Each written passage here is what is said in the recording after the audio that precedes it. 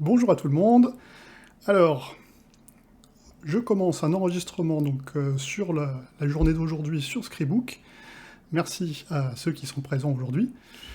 Et je vais commencer par une rapide présentation et pourquoi ce live sur Scribook aujourd'hui.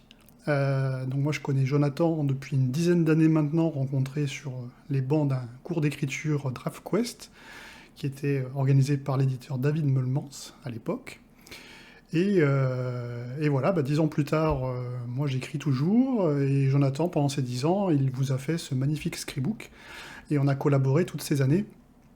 Euh, j'ai écrit de nombreux articles pour le Scriblog, et j'avais eu le plaisir d'être le parrain de la, du Nano il y a 2 ans, avec peut-être certains d'entre vous.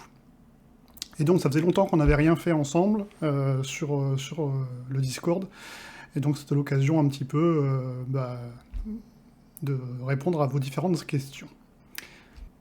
Donc, je vois que Sturm se lance. D'où est venue l'idée du roman?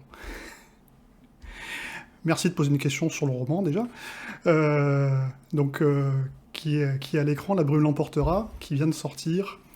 Alors, l'idée de départ, elle est venue d'une balade en montagne.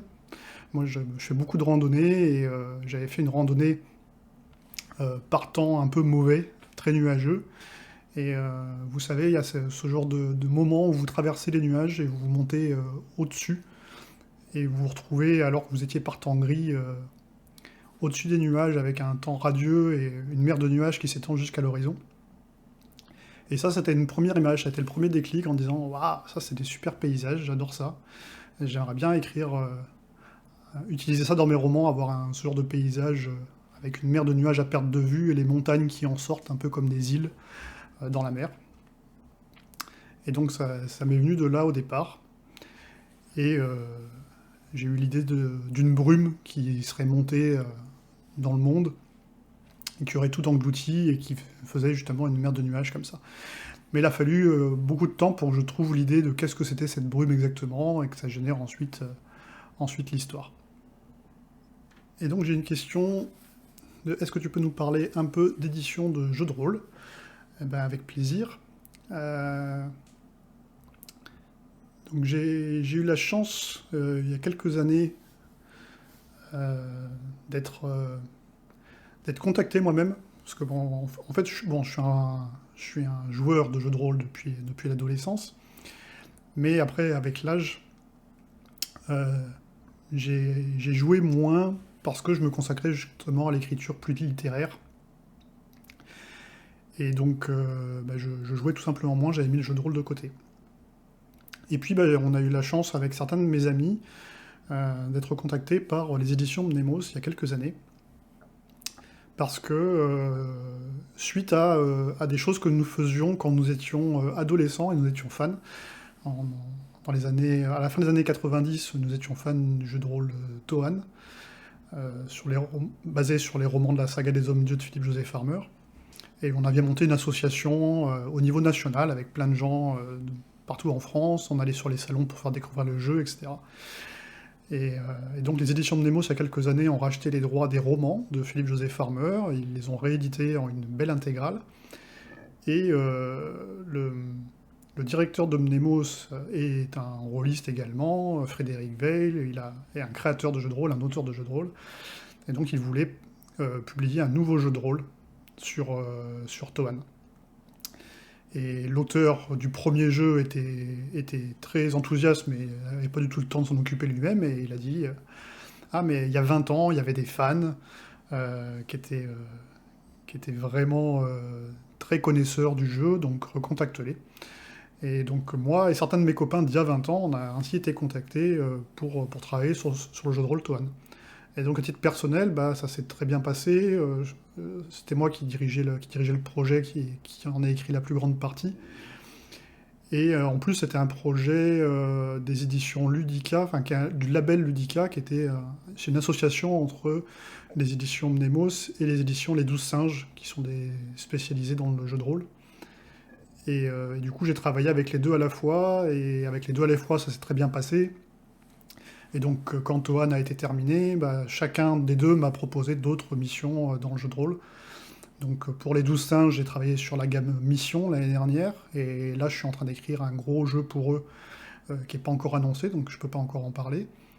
Et puis du côté Mnemos, on a travaillé sur un projet qui n'a pas vu le jour, mais sur un autre projet là, qui sort cette année, Trégor, un jeu de fantasy. Et donc je travaille sur les deux.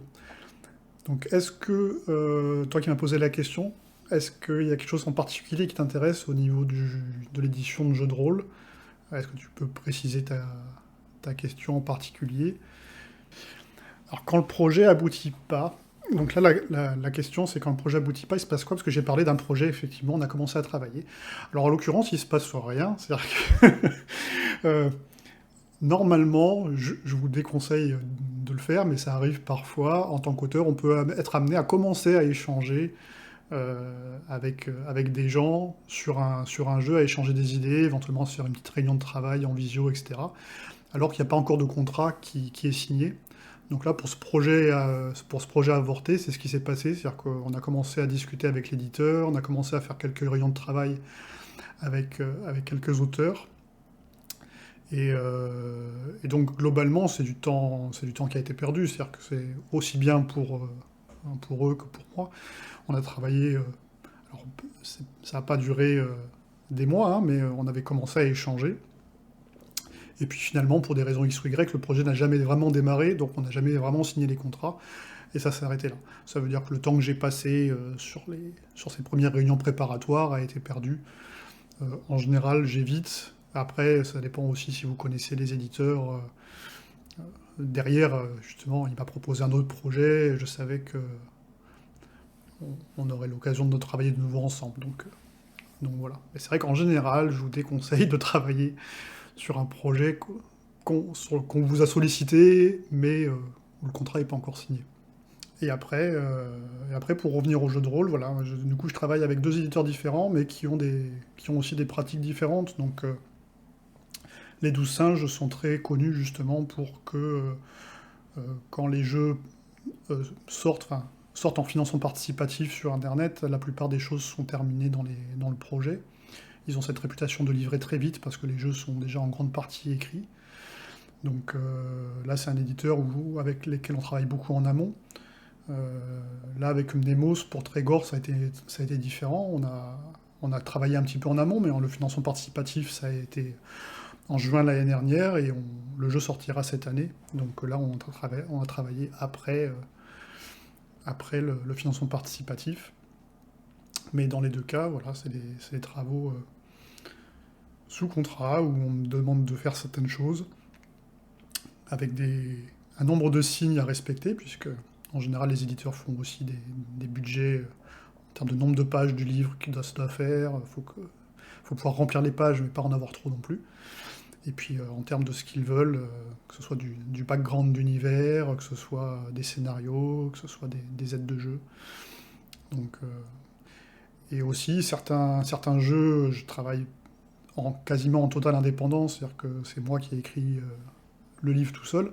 Et sur certains jeux comme Trégor, on est plusieurs auteurs à collaborer, ce qui était le cas là sur Trégor, où on était trois auteurs. C'est un grand royaume fantasy où il y avait trois royaumes justement, et chaque auteur avait son royaume, et on collaborait entre nous pour créer des liens. Donc c'est une autre forme de travail également. Alors la question suivante était donc Tarel qui était intéressé par l'expérience d'écriture au travers de Scribook. Donc une sorte de Scribook en action.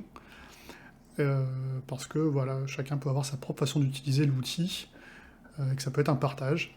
Alors c'est vrai, le problème étant que en fait, j'utilise pas Scribook pour mes projets pro. Tout simplement parce que j'ai d'autres habitudes de travail qui dataient d'avant Scribook. Avec Jonathan, comme je l'ai dit tout à l'heure, nous on se connaît depuis l'époque où Scribook n'était qu'un projet, et où l'époque où mes romans à moi n'étaient que des projets. Et donc j'ai acquis d'autres méthodes de travail, euh, et, et que j'ai conservées. Alors Jonathan serait sans doute horrifié de m'entendre parler comme ça. Non, la seule raison principale pour laquelle je continue à travailler simplement avec des fichiers, avec des traitements de texte, c'est-à-dire que j'ai pas spécialement de méthode ou d'autres logiciels, hein, j'utilise simplement des traitements de texte. C'est justement parce que j'échange beaucoup avec les éditeurs avec lesquels je travaille. Et donc on échange plus souvent, plus facilement des fichiers texte qui sont mis en page, etc., avec justement des certaines structures. Euh, et, et donc en termes d'export de fichiers, etc., moi je suis un petit peu feignant et du coup je préfère travailler directement sur mon fichier Word en formatant déjà mon texte à la mise en page exacte. Donc il y a des inconvénients. C'est-à-dire que moi j'aimerais bien travailler avec Scribook quand je me déplace en particulier, parce que c'est très pratique justement de pouvoir accéder un petit peu d'où on veut. Quand je suis en déplacement, il faut que j'emporte des fichiers, il faut que j'ai tout dans les clouds, etc. C'est fastidieux également. Mais je travaille essentiellement avec des fichiers Word. Honte à moi. Mais d'une manière générale, donc en attendant que Storm finisse de poser sa question ou sa phrase, d'une manière générale, euh, je pense que chaque auteur a ses petites habitudes.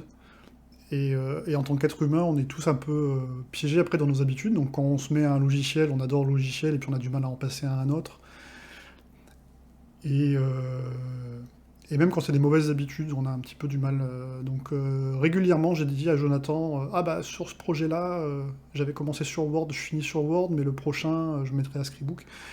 Et à chaque fois, je dis ça, et à chaque fois, je repars sur des projets avec mes petits fichiers Word habituels. Euh, alors c'est rigolo parce que sur mes fichiers de travail, sur mes travaux préparatoires, avant que je commence à écrire, quand je mets juste un peu des idées sur le papier, j'ai des fichiers que je me suis constitué moi-même, où je me pose des questions, où j'utilise des couleurs.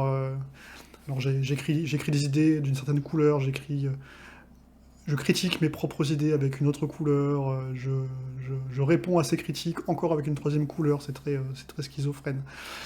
Mais, euh, mais du coup, de travailler avec toujours mes mêmes types de fichiers, bah, ça m'aide mentalement parce que je retrouve mes petits et c'est toujours fait de la même façon.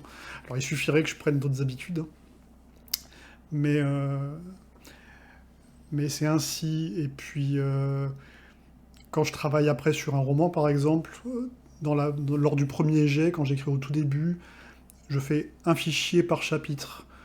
Et puis après, quand je les passe sous l'antidote pour les corriger, euh, ça me permet de faire chapitre par chapitre, de pouvoir. Et Jonathan dirait sans doute qu'il pourrait faire la même chose, hein, que vous pouvez faire la même chose avec Scribook. Mais, euh, mais encore une fois, c'est des petites habitudes et c'est pas toujours facile de changer. Donc j'ai utilisé Scribook pour différents projets perso, pour des écritures de nouvelles en particulier, à une époque où je faisais beaucoup de concours de nouvelles. Mais vu que ça fait longtemps que je ne l'ai pas utilisé, je pense que les fonctionnalités ont beaucoup évolué. Et donc mes retours dessus seront pas très pertinents. Marrant parce que c'est exactement le genre de projet sur lequel j'imaginerais pas Scribook de la nouvelle. Question. Eh ben oui, bah, c'est vrai que moi je l'ai testé Scribook sur des nouvelles justement parce que c'était des projets courts et qu'à l'époque je voulais changer mes habitudes et arrêter d'utiliser un traitement de texte pour passer sur le logiciel. Mais, euh, mais du coup, c'est vrai que l'utilité est moindre aussi, parce que ça permet pas d'utiliser toutes les fonctionnalités du logiciel qui est plutôt fait justement pour des projets un peu plus d'envergure. Mais Parce que, comme je le disais, moi, je viens tout juste de m'inscrire, donc je suis vraiment au seuil de découvrir Scribook, donc peut-être dire des trucs qui sont pas encore pertinents, mais j'ai l'impression que vraiment l'intérêt sur un projet de grande ampleur, de pouvoir facilement relier des scènes à des personnages, à des lieux, à une ligne temporelle, c'est tout le côté un peu mind mapping. Alors, je ne sais pas jusqu'à quel point Scriptbook va loin ou pas, puisque voilà, je viens tout juste de créer mon compte, mais j'ai plus l'impression que c'est là-dessus que ça peut être un très gros levier pour aider la créativité et à s'y retrouver, oui, qu'une nouvelle finalement qui, tac, en quelques pages, paf, droit au exactement. but. Ah non, mais tu as tout à fait raison, hein, je suis tout à fait d'accord avec ça. Mais oui, bah voilà. P dit aussi que ça marche bien sur les nouvelles, mais c'est sûr que tout l'intérêt est d'avoir justement des fiches. Dans le logiciel, on a des fiches de lieux, on a des fiches de personnages, tout est relié, on retrouve ces petits. Donc c'est l'intérêt de ce genre de logiciel. Et, euh, et puis moi j'aime bien le côté justement utilisation de navigateur qui permet de se connecter partout.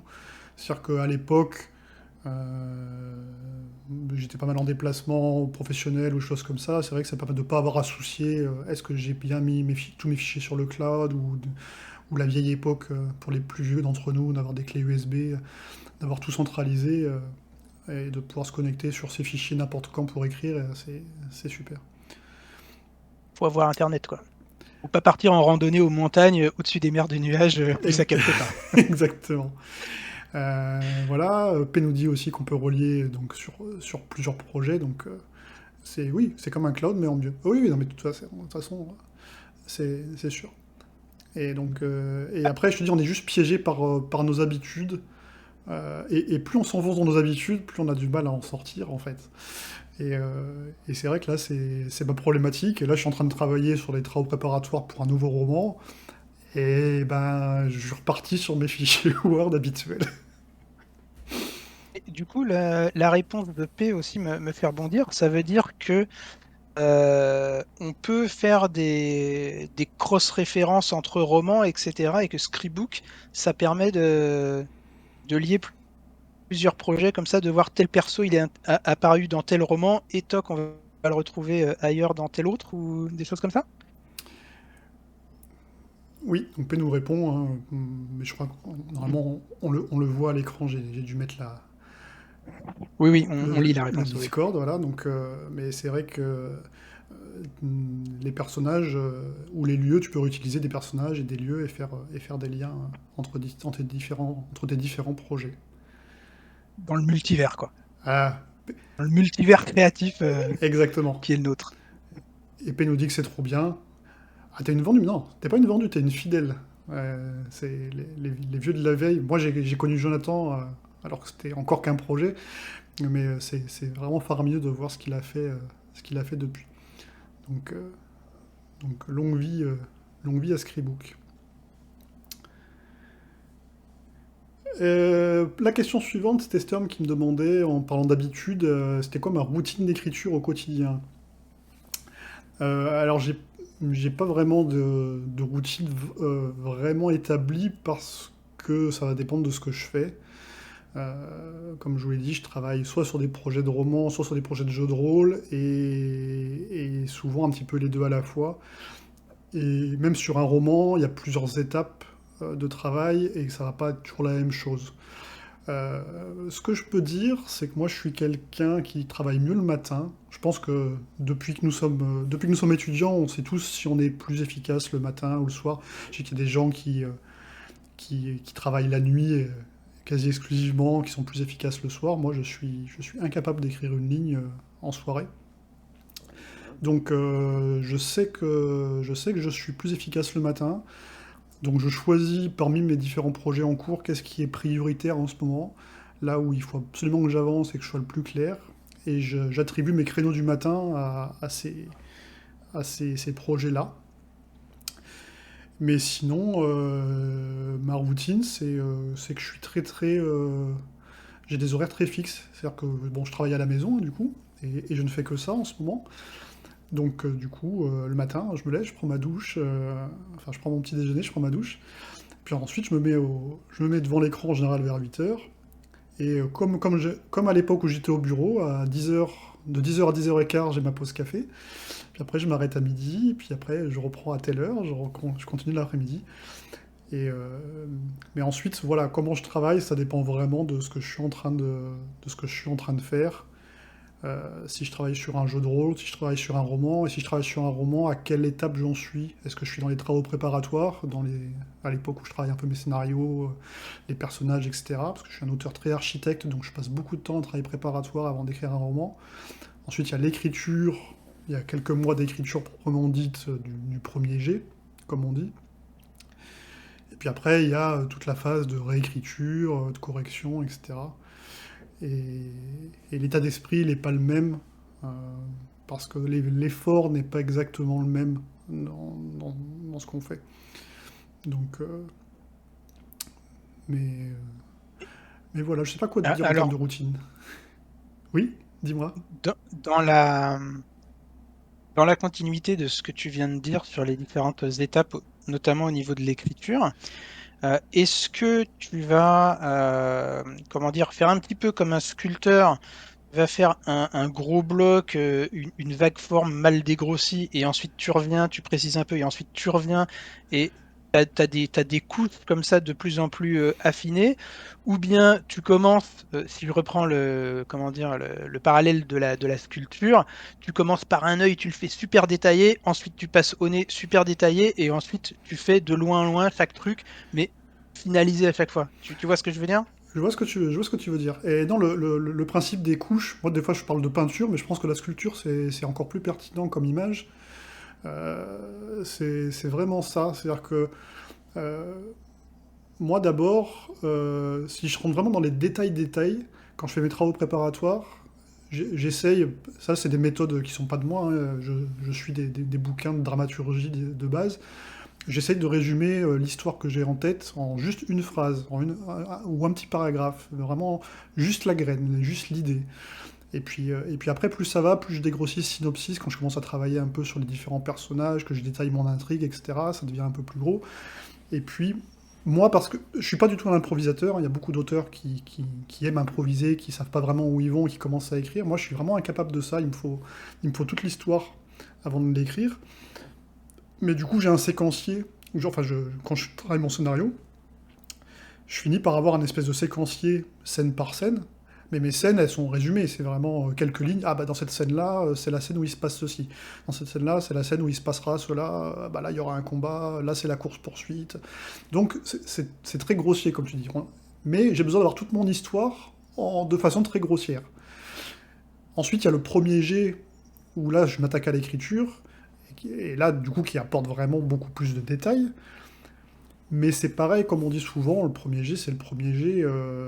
Alors, des fois, je peux passer des heures sur une scène parce que je sais déjà que je veux faire un truc particulier, donc je travaille déjà dans la précision. Mais, euh, mais j'avance aussi. C'est-à-dire que le but, c'est que mon premier jet soit écrit en entier.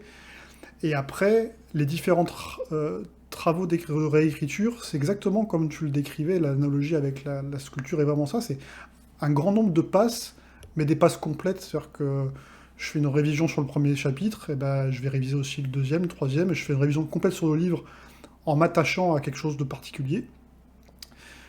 Et ensuite, je refais une passe en m'attachant à un autre truc qui me tient à cœur. Donc en général, mes premières réécritures, c'est vraiment sur la cohérence. Je refais une passe, vérifier à la lecture qu'il n'y a, il y a pas... il n'y a pas d'incohérence, de choses qui tiennent pas la route, etc. Il y a une passe un peu sur le rythme, où je m'attarde plus sur où c'est que j'ai arrêté mon chapitre, où c'est que j'ai commencé mon chapitre suivant. Des fois, je retouche. Ah non, finalement, je vais arrêter mon chapitre à cet endroit-là, et puis je vais commencer ici.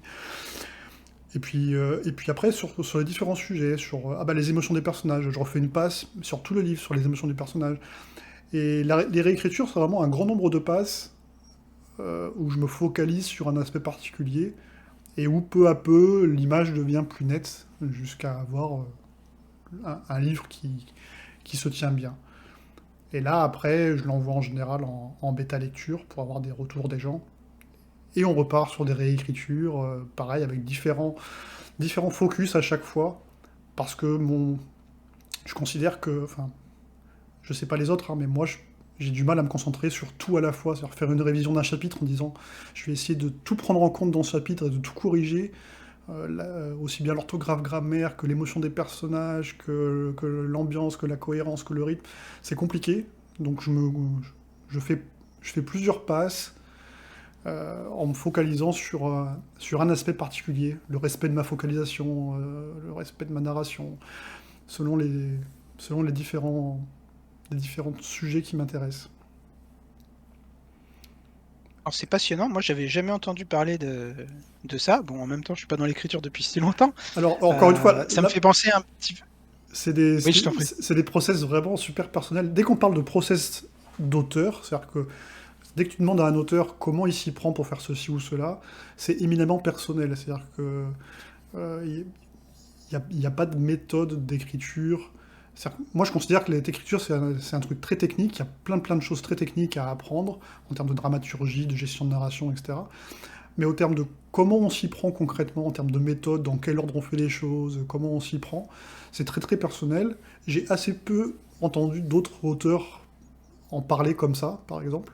Mais moi, c'est vraiment ma façon de faire. J'ai un très grand nombre de passes sur mes livres, mais pas des passes très très longues, parce que je me focalise à chaque fois sur un truc en particulier. En fait, je viens comment dire, d'une formation scientifique, et donc je revois quand on apprenait les équations à plusieurs variables, où à chaque fois on se focalisait sur une variable et on faisait la dérivée en fonction de cette variable-là. Alors bon, peut-être que j'ai perdu tout le monde avec ça, mais en tout cas, attaquer à chaque fois par une facette ultra spécifique, je trouve que c'est super intéressant.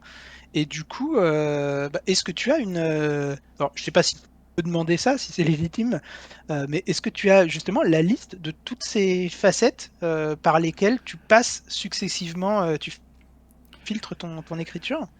Pas vraiment, parce que ça dépend, ça dépend du livre, et ça dépend de mes objectifs sur un livre en particulier. C'est-à-dire que là, pour donner un exemple, sur mon roman qui vient de paraître, là, qui est à l'écran, La brume l'emportera, j'avais décidé dès le début que je voulais une narration à la première personne, avec un personnage qui raconte son histoire au passé, et je voulais créer une de mes ambitions sur ce livre-là, c'était de réussir à créer une forme d'oralité, c'est-à-dire que le personnage, il nous parle à l'oral. On a vraiment l'impression voilà, que c'est quelqu'un qui nous raconte ça au coin du feu, c'est pas quelqu'un qui a couché ses mémoires par écrit, et il y avait cet effort-là. Et donc, bah, ça, c'est devenu une passe lors de ma réécriture. C'était de dire, bon, bah, là, il faut que je me fasse une repasse sur la narration. Est-ce que cette narration à la première personne, là, elle fait très orale? Et donc là, je me suis interrogé sur certaines tournures de phrases. Ah, ça, quelqu'un pourrait l'écrire comme ça, mais il le dirait pas à l'oral comme ça. Mais parce que c'était ce livre-là. Et dans le livre suivant, peut-être que j'écrirai pas à la première personne, et peut-être que l'oralité aura pas d'importance. Donc, c'est difficile d'être vraiment catégorique. Je sais que les toutes premières, les deux premières les plus importantes, quand j'ai fini mon premier jet, je l'ai déjà dit tout à l'heure, je crois, c'est la cohérence. Donc c'est une relecture plus qu'une réécriture, c'est une relecture assez rapide, mais du manuscrit complet, pour voir s'il y a des choses qui me choquent en termes de logique, en disant ah ben là c'est pas possible qu'ils aient fait ceci avant cela, voir si dans le flot de mon écriture il n'y a pas des choses qui ont changé. On dit des choses bateaux, mais voilà, des descriptions. Ah, ben, un tel il était brun, après j'ai dit qu'il était blond, ce genre de petites bêtises. Et puis le rythme. C'est-à-dire que est-ce qu'il n'y a pas des passages qui m'ont semblé mous là, en relisant d'un bloc, est-ce qu'il n'y a pas des passages où je me suis ennuyé? Ça, c'est assez facile si on est honnête avec soi-même, par exemple, parce que le livre, on le connaît, on l'a écrit, et donc si on prend plaisir à relire chaque chapitre, c'est bon signe. Si quand vous arrivez au début d'un chapitre, vous dites ah ouais, oh, c'est le chapitre où il se passe ça, mais j'ai pas super envie de le relire, bah déjà c'est mauvais signe, on dira tiens pourquoi j'ai pas envie de le lire. Et après, mais après c'est difficile. Les autres passes c'est plus spécifique par rapport à ce que je veux faire. De manière générale, ce que j'ai dit sur l'oralité là, je pense que ça pourrait se résumer au respect de la narration. C'est-à-dire que, est-ce que si j'ai écrit à la troisième personne, est-ce que c'est en focalisation interne ou focalisation externe? Vous me dites si ça vous parle pas. Est-ce que je suis dans la tête du personnage? Est-ce que je suis censé être à l'extérieur, par exemple? Donc là, sur mes précédents romans, c'était une narration comme ça. Donc là, je faisais attention, voir si je respectais bien la narration. Et puis après, ça peut être une passe orthographe, ça peut être...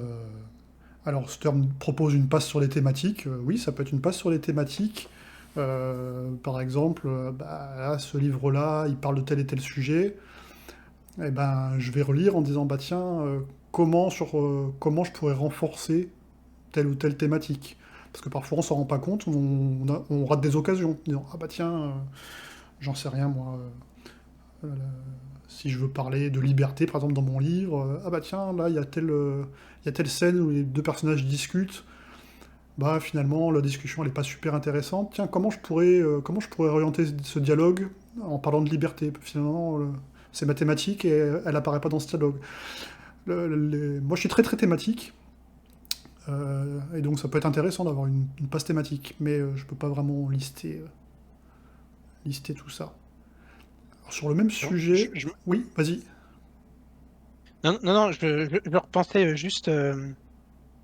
J'ai euh, j'ai relu un travail fait par quelqu'un sur le Discord, quelqu'un de la communauté, et effectivement, j'avais relevé que bah, dès la première page, il y avait une différence de niveau de langage vraiment saisissante entre Mhm, du franglais, des anglicismes, et au paragraphe suivant, un vocabulaire qui faisait beaucoup plus maniéré, beaucoup plus 19e siècle, et ce mhm. yo-yo, ça a chopé à la lecture, et du coup, bah, ça correspond totalement à ce que tu dis. La consistance du niveau de langage, ce serait totalement une facette de relecture.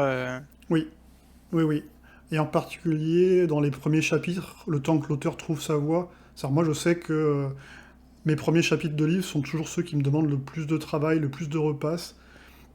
Parce que quand je les ai écrits la première fois, je tâtonnais éventuellement un peu sur le ton, sur La brume l'emportera, ça a été un peu un cauchemar les premiers chapitres, parce que vu que c'était justement un personnage qui nous parle à la première personne, à l'oral, trouver son ton, trouver ses expressions, trouver sa voix, bah, c'était un peu du tâtonnement. Donc une fois que je l'ai trouvé, ça allait. Mais les premiers chapitres, je les ai beaucoup repris parce que, parce que j'ai tâtonné un petit peu au départ. Donc, donc c'est vrai que ça dépend. Et après, une bonne opportunité, ça peut être, quand vous connaissez vos propres points faibles, de dire aussi, bah, je fais une passe sur ce point faible, par exemple. Alors ça peut être des points faibles très généralistes, comme, je sais pas, ah, bah, j'ai du mal avec les descriptions, ah, ou alors j'ai du mal avec mes dialogues. Bah tiens, je fais une passe spécialement sur les dialogues, où je m'intéresse qu'aux dialogues ou qu'aux descriptions, ou encore plus technique sur... ah bah tiens, je sais que j'utilise trop d'adverbes, ah bah là, je fais une passe, je fais juste une passe pour essayer de supprimer le plus d'adverbes inutiles de mon roman. Et l'avantage, c'est que vous avez une vue d'ensemble, vous faites tout d'un coup sur un sujet. Alors ça veut pas dire que vous pouvez pas y revenir par la suite, mais normalement vous faites un bel écrémage. Et moi qui bosse beaucoup à la concentration, ça m'aide parce que du coup, mon cerveau il saute pas d'un sujet à un autre, je reste concentré sur un truc en particulier et je passe tout le texte.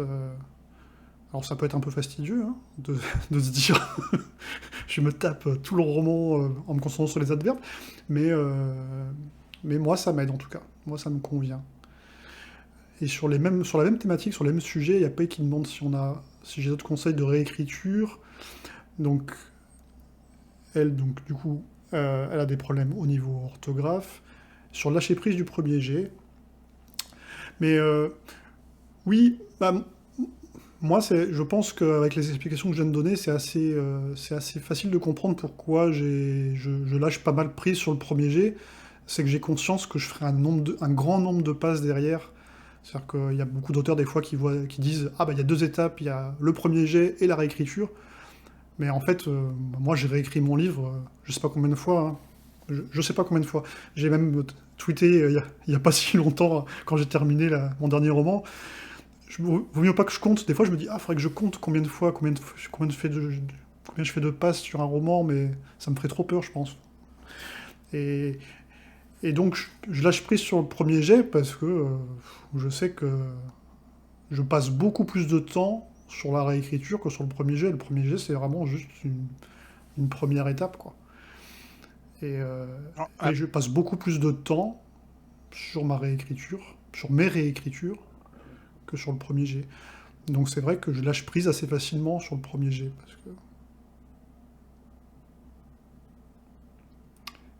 Ah, alors bonne question. Storm qui demande si je peux donner un peu des pourcentages des étapes, justement. Alors je rappelle, je l'ai dit tout à l'heure, mais tout ça c'est auteur dépendant, hein. C'est-à-dire que là, moi je vais donner mes chiffres, mais c'est pas parce que moi je fais comme ça que les autres auteurs font pareil. Il y a beaucoup de, il y a beaucoup d'auteurs justement qui font pas spécialement de plans et qui partent sur l'écriture un peu en improvisation, etc. Donc c'est très très différent. Euh, Moi, je dirais, grosso modo, vraiment à la louche, je dirais un quart, 20-25% de travail préparatoire, 20-25% de premier jet et 50% de réécriture derrière. Je passe beaucoup plus de temps en réécriture.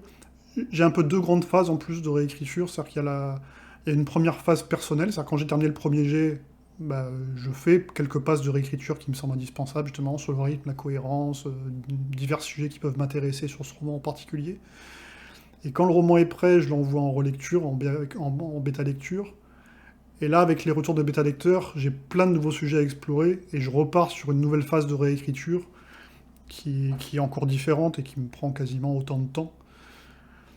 Et, et là, sur un roman comme La Brume l'emportera, que j'ai signé en maison d'édition traditionnelle, il y a le travail éditorial derrière qui a repris un 25%. C'est comme s'il y avait bossé 125%. Là, les chiffres sont pas bons, Steph, mais voilà, c'est un petit peu ça l'idée.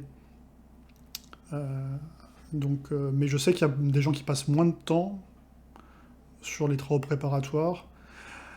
Mais bon, encore une fois, le temps de travail, ça veut rien dire, parce que ça dépend en combien de temps vous parlez, quoi. Enfin, si on parle en heures, je pense qu'aucun de nous n'est capable de dire combien d'heures il passe à préparer un roman. En général, on parle je sais pas, en mois de travail, mais d'un auteur à un autre, on passe pas le même nombre d'heures par mois à travailler sur un livre. Ça dépend si vous avez un job à côté, si vous faites d'autres choses à côté.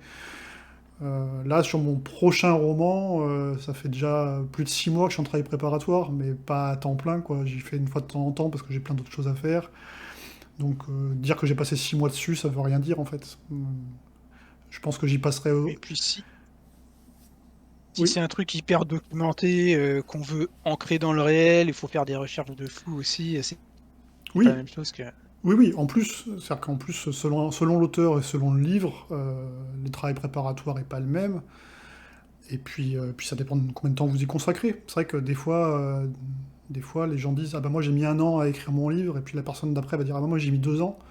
Mais si ça se trouve, la personne qui a mis un an, elle a plus bossé en nombre d'heures que la personne qui a mis 2 ans. Enfin, parler de temps d'écriture, généralement, ça, c'est parler dans le vide. On ne sait pas trop ce que ça veut dire selon.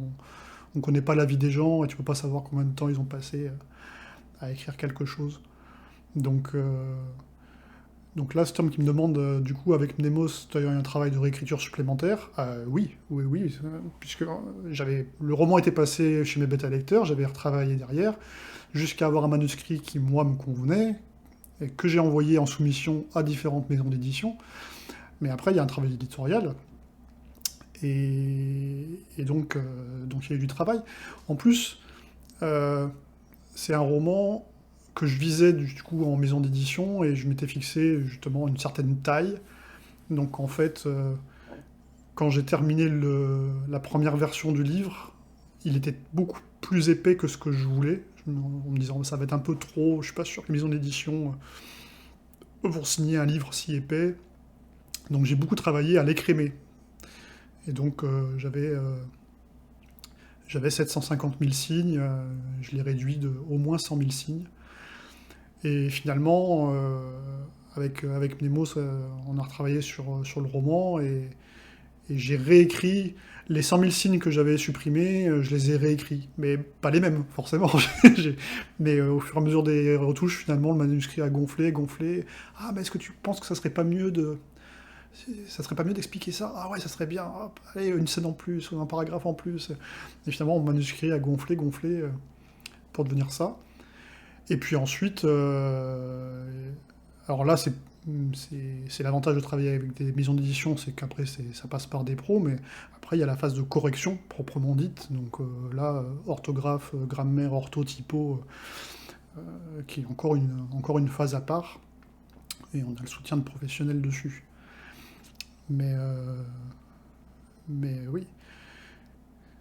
Alors c'est rare qu'une maison d'édition rajoute au lieu de couper. Non, je pense pas. Je pense pas, et je pense que ça dépend vraiment de l'auteur. Et en fait, pour avoir discuté avec beaucoup d'auteurs aussi, beaucoup de...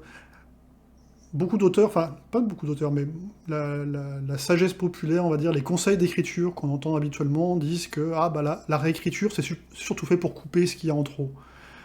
Mais en fait, ça dépend complètement du type d'auteur que vous êtes. Il y a des auteurs bien en place, comme Estelle Fay, par exemple, pour parler d'imaginaire, qui dit ah non, mais moi, mes premiers jets, ils sont souvent un peu secs. J'ai besoin d'écrire l'histoire, mais après, en réécriture, je rajoute de la chair, je rajoute de l'émotion, je rajoute des choses. Et puis il y a d'autres auteurs qui écrivent trop. Moi, comme moi, je sais que moi, je suis un auteur bavard et je sais que la taille de mon premier jet, je me fixe au moins 10 ou 15% à enlever parce que je sais que c'est super facile pour moi d'en faire trop et donc je dégraisse. Donc là, sur ce roman-là, j'ai passé beaucoup de temps à dégraisser, à retirer des choses, ce qui m'a permis de rajouter d'autres choses plus intéressantes, parce que finalement, quand je dis que je dégraisse, c'est que j'enlève des choses qui sont finalement pas très utiles, parce que c'est du dégraissage. On parlait tout à l'heure de passe, hein. C'est-à-dire que quand je dis que j'ai supprimé 10% ou 15%, j'ai pas supprimé des chapitres. J'ai pas dit ah bah tiens ce chapitre c'est rien, je l'ai coupé. En général, je suis très organisé, je suis très architecte, donc en général tous mes chapitres ils sont là pour une raison et donc je vais pas les couper.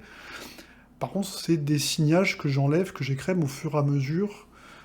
Ça peut être une ligne par-ci, un mot par-là, et c'est vraiment sur la taille du livre ou sur le volume que finalement ça commence à faire beaucoup à la fin. Mais c'est vraiment ah bah, une description où finalement je me réalise que j'ai répété 2 fois la même chose sous une forme différente. Ah bah là j'ai surexpliqué quelque chose que j'avais déjà expliqué au chapitre d'avant, c'est peut-être pas la peine de réexpliquer. C'est plus des choses comme ça où je fais de la place. Je suis Je reviens sur la question de P de tout à l'heure, je suis pas sûr d'y avoir bien répondu. Est-ce que j'avais d'autres conseils de réécriture? J'avais quelque chose qui me suis passé par la tête. Euh, une chose que je fais forcément, au moins une fois, et que je conseille vraiment, de manière super importante, quand vous arrivez vers la fin, c'est-à-dire quand vous avez commencé à avoir bien un texte qui commence à bien vous plaire, c'est une lecture à voix haute. Donc ça, depuis que je l'ai fait pour la première fois, je ne pourrai plus jamais, je pense, lâcher un livre dans la nature sans l'avoir fait au moins une fois. Parce qu'il y a beaucoup de choses, beaucoup de bizarreries dans nos phrases qui ne nous choquent pas quand on les lit dans notre tête.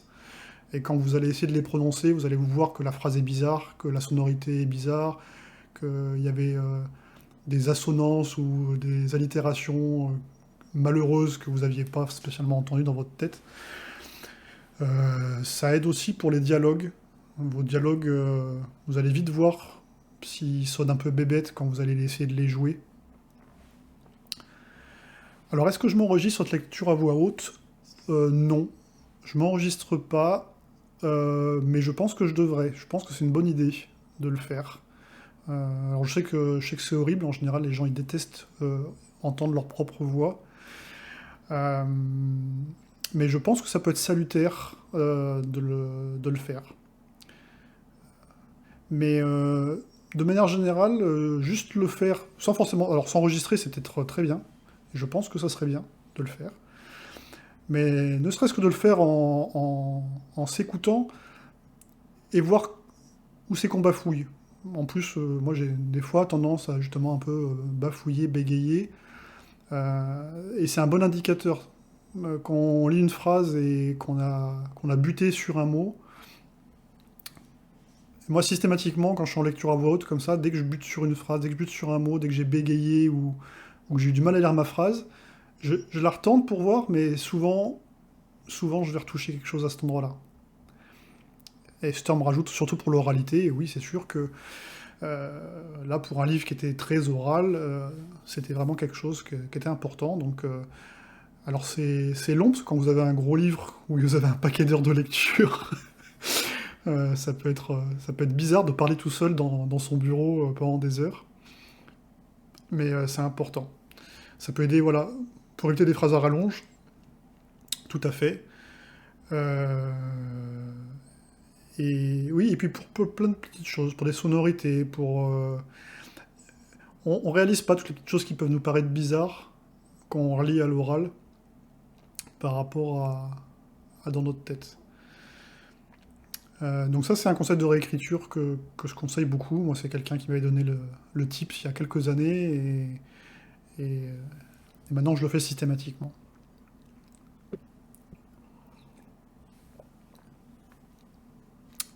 Alors, Sturm est en train de fait une private joke, il fait une référence à mon dernier roman, donc ça veut dire qu'il l'a lu, c'est bien, il est bon élève. Voilà, donc il y a, il y a un bâton de parole dans le livre où justement une personne qui, euh, une personne qui tient ce bâton de parole, on est censé l'écouter et on se tait pendant qu'il parle, donc il fait référence à ça. Mais en général, quand je fais ma relecture à voix haute, Sturm, je suis tout seul chez moi, donc il y a personne pour m'interrompre. Donc ça me permet de parler tout seul toute la journée, autant que je veux. Est-ce que tu pourrais nous parler de ton expérience avec l'auto-édition, par quel biais tu es passé, quelle Bien sûr, plateforme, enfin tout ça quoi. bien sûr, avec plaisir, parce que ça remonte à une dizaine d'années maintenant, mais j'ai publié 4 romans en auto-édition. Donc moi j'ai toujours utilisé Bookelys, qui est une plateforme d'auto-édition que j'avais découvert à l'époque parce que j'avais participé à un de leurs concours d'écriture. Mais ça s'est toujours très très bien passé avec eux, et donc j'ai jamais eu l'envie d'en changer. J'ai eu une expérience personnelle avec Librinova, mais qui s'est pas très bien passée. Donc, mais Bookelys, j'ai toujours beaucoup aimé leur formule. Et à l'époque, il y avait quand même moins de monde qui faisait de l'auto-édition. Et c'était plus facile de sortir du lot. Et vu que moi j'avais un petit peu réussi et que mes premiers romans ont bien marché, il m'avait beaucoup soutenu. Bookelys, il m'avait fait un dossier de presse, il m'avait invité sur leur stand, sur des gros salons comme Livre Paris, ou des choses comme ça. Donc j'ai une bonne relation avec Bookelys.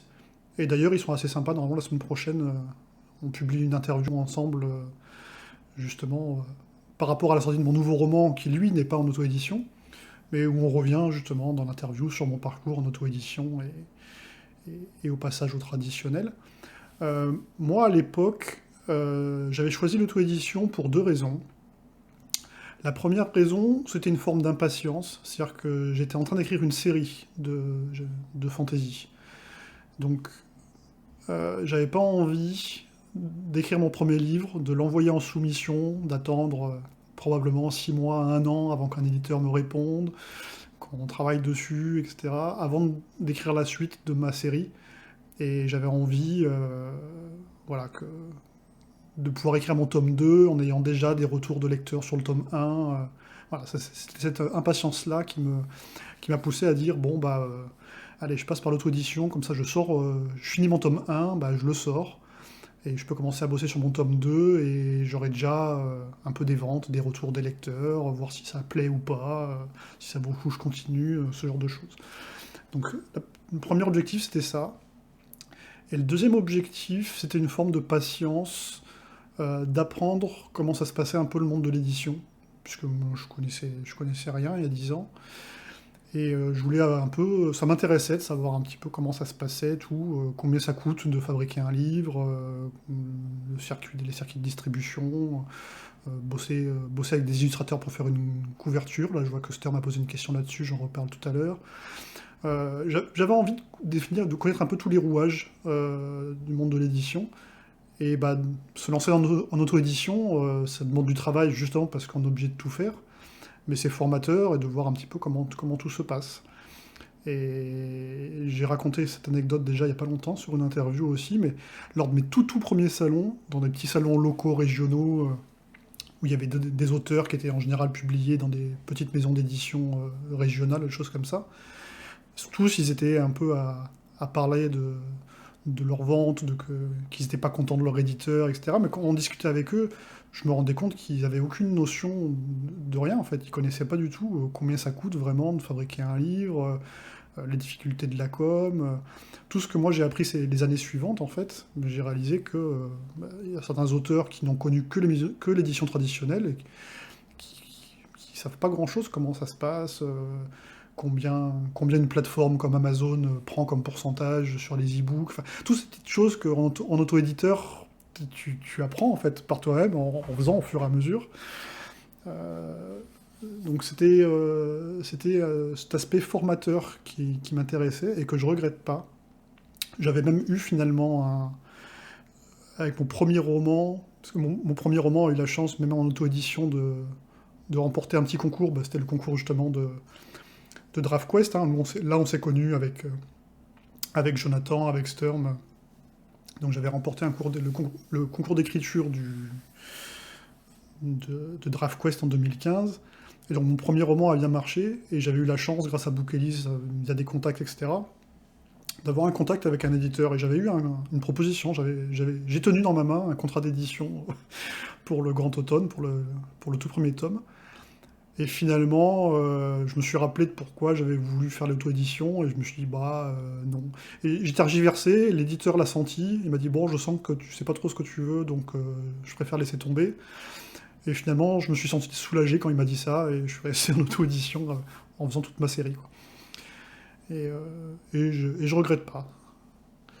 Mais aujourd'hui, c'est, je pense, plus compliqué parce qu'il y a beaucoup plus de monde qui en fait, donc c'est dur de sortir du lot, tout simplement, parce qu'il y a beaucoup de monde. À l'époque, à l'époque, ça fait vraiment vieux con quand je parle, mais il y avait par exemple des mises en avant sur Amazon, c'était les offres éclairs à l'époque. Je sais pas si ça existe encore, je pense que oui. Mais à l'époque, quand il y avait une offre éclair sur Amazon, sur une journée, il y avait une promo sur un livre, mais du coup, il y avait une promo sur un seul livre. Donc si c'était votre livre qui était en promo ce jour-là, il était le seul et unique à être en promo. Et donc vous faisiez beaucoup de ventes, vous pouviez vendre plusieurs centaines de livres dans une seule journée. Mais peu après, bah, ils ont voulu étendre le dispositif, donc après il n'y avait plus un livre qui était en promo, mais il y avait 3 livres qui étaient mis en promo ce jour-là. Donc forcément, mathématiquement, vous faisiez moins de ventes quand vous participiez à ce genre de mise en avant. Puis ça a été 6 livres, je pense, et je sais plus où c'est que ça en est aujourd'hui. Et aujourd'hui, il y a beaucoup, beaucoup de gens qui font de l'édition avec un niveau d'exigence qui s'est relevé, parce que bah, les gens se sont professionnalisés pour faire des choses de mieux en mieux. Il y avait quand même des choses qui étaient assez risibles il y a 10 ans. Il y avait certains livres en auto-édition qui étaient vraiment pourris. Aujourd'hui, le niveau de professionnalisation s'est beaucoup relevé. Et donc bah, ça reste très chouette, mais ça reste difficile de faire son trou, tout simplement, hein. C'est pas évident. C'est pas évident, parce qu'il suffit pas, c'est un peu le problème du commercial en général, hein, c'est qu'il suffit pas d'avoir écrit un bon bouquin, c'est nécessaire pour avoir du succès, il faut être un bon auteur, mais en même temps, même si vous avez écrit un très bon bouquin, bah, s'il n'est pas lu, il perce pas, et c'est vrai que c'est quelque chose de difficile. Donc Storm me demandait est-ce que j'ai gardé le même illustrateur pour la couve qu'en auto-édition. Alors, je pense que là tu veux faire le parallèle entre le roman La Brume l'emportera et Le Grand Automne, et non, pas du tout, c'est pas du tout le même illustrateur, même si un peu le style peut un peu se rapprocher. Non, non, l'illustrateur des Mémoires du Grand Automne, c'est Anthony Nougared, qui est un illustrateur que j'ai connu par des amis dans le jeu vidéo qui connaissaient quelqu'un, donc qui m'avait fait ses couvertures à l'époque. Et là, pour la couverture de La Brume l'emportera, c'est très différent. Donc c'est Cyrielle Fouché qui l'a fait. Pour la petite histoire, pour l'anecdote, parce que des fois on pose la question, en maison d'édition, souvent c'est la maison d'édition qui propose des couvertures. Et souvent, elles ont des espèces de books. Il y a des illustrateurs qui leur envoient leur book avec tout un tas d'illustrations, etc. Donc les maisons d'édition ont tout un tas d'illustrations déjà faites dans lesquelles elles regardent déjà si elles n'ont pas quelque chose qui pourrait coller au roman. Et moi, assez tôt après la signature du contrat, ils m'ont proposé une couverture qui n'était pas du tout celle-ci, mais une couverture qui était déjà existante en disant bah tiens, on a cette couve qui pourrait bien coller pour La Brume l'emportera, qu'est-ce que tu en penses, etc. Et qui était dans un style très différent d'ailleurs. Et finalement, l'illustrateur n'a jamais répondu à nos demandes derrière. Et donc, bah, finalement, on est parti sur une création de zéro. Et moi, j'en suis très content. Et du coup, Cyrielle Fouché, qui a fait plusieurs couvertures pour Mnemos, bon, qui est graphiste, hein, qui fait des illustrations pour plein de choses, mais elle avait déjà fait quelques couvertures pour les éditions de Nemos, c'est elle qui s'est occupée de la couverture. Alors Stom reparle des couvertures et la composition y ressemble, hein, la composition y ressemble. Alors c'est un hasard parce que j'ai pas donné de briefing, j'ai rien dit à Cyrielle Fouché, c'est pas moi qui me suis occupé du briefing de la couverture, ni de la composition, ni rien. Je doute que l'illustratrice ait compulsé mes anciens romans pour voir. Mais ceci étant dit, c'est une composition très fréquente, c'est-à-dire où on voit un paysage en arrière-plan, quelque chose qui est mis en évidence en arrière-plan, et des personnages au premier plan. Ne serait-ce que chez Mnemos, en ce début d'année, il y a plusieurs autres romans qui sont parus, d'autres auteurs, dans d'autres styles graphiques, et qui reprennent des compositions à peu près similaires. C'est quand même un type de composition très classique. Mais la couve est chouette, en tout cas, merci Sturm, moi je trouve aussi. En tout cas, elle est très visible en librairie, puisque je demande un peu à tous mes amis, etc., de prendre en photo le livre dans les librairies. Et son côté jaune, là, ses couleurs ressortent très bien sur les rayonnages. Mais je suis surtout content, voilà, que ça a été une création originale pour le roman, donc c'est sympa. Quand tu parles donc de ce que tu as fait en auto-édition, je crois comprendre que du coup, tu mettais à la disposition de tes lecteurs l'ouvrage fini. Est-ce que tu as une expérience et des choses à dire sur le fait d'écrire et de délivrer ton œuvre à tes lecteurs au fur et à mesure, d'avoir leur retour et d'être dans un mode un peu interactif comme ça, un peu feuilletonnant? Est-ce que c'est quelque chose voilà.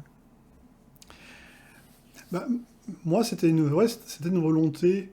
Parce qu'en fait, quand on se lance dans l'écriture en disant j'ai envie d'aller jusqu'à une publication de roman, et encore plus comme c'était le cas pour moi en fantasy où je voulais écrire une série, on cherche forcément aussi de la motivation et on sait pas trop non plus est-ce qu'on va réussir, est-ce qu'on va tenir la distance. C'est long d'écrire un livre, c'est encore plus long d'en écrire plusieurs. Donc moi je sais que le, le petit succès à son niveau hein, du premier tome m'a beaucoup motivé pour écrire la suite et pour continuer. Et donc d'avoir les retours des lecteurs, alors bon, les lecteurs qu'on connaît, c'est déjà beaucoup, la famille, les amis, etc., qui lisent des livres, ou les gens un peu régionaux qu'on rencontre sur les salons. Mais après, vous voyez popper des notes sur les sites tels que Amazon, la Fnac, les sites libraires. Et donc tout d'un coup, vous voyez des gens que vous ne connaissez pas, ni d'Adam ni Ève, qui mettent des bonnes notes et qui mettent des super commentaires sur le livre. Et du coup, ça motive pour écrire la suite. Parce qu'en plus, moi à l'époque, j'étais loin de faire ça à temps plein. Hein. J'étais un petit peu comme tous ceux, sans doute comme vous, je sais pas, mais voilà, avoir un travail à côté, une vie, et d'essayer d'écrire des romans à côté. J'ai mis, j'ai mis plus de 10 ans entre le début du travail préparatoire sur le premier tome et la publication du dernier tome. J'ai mis plus de 10 ans à écrire les quatre. Et c'était une longue aventure.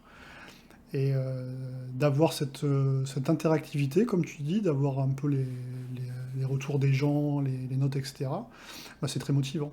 Après, là, c'est pas spécialement l'auto-édition non plus. Hein. C'est-à-dire que si vous écrivez une série en maison traditionnelle, c'est la même chose. C'est-à-dire que c'est l'éventuelle réussite, les éventuels commentaires des gens sur les premiers tomes qui vous donnent envie de continuer.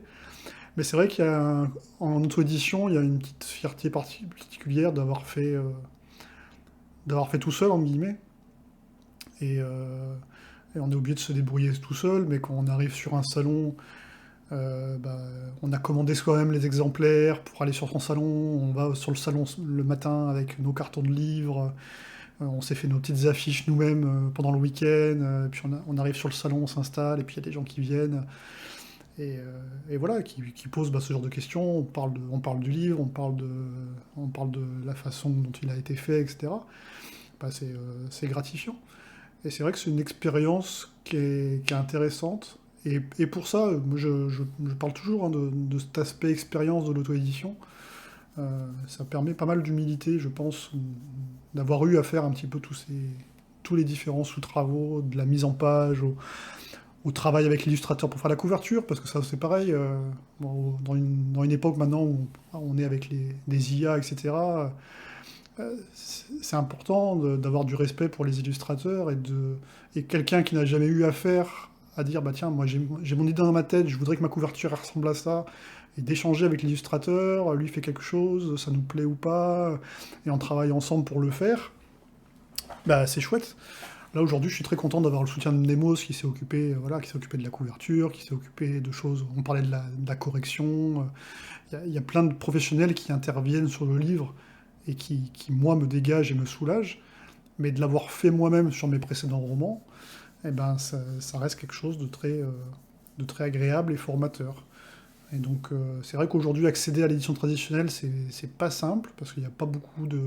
Enfin, en particulier en imaginaire, parce qu'il n'y a pas beaucoup d'éditeurs, de moins en moins, et c'est dur d'y accéder.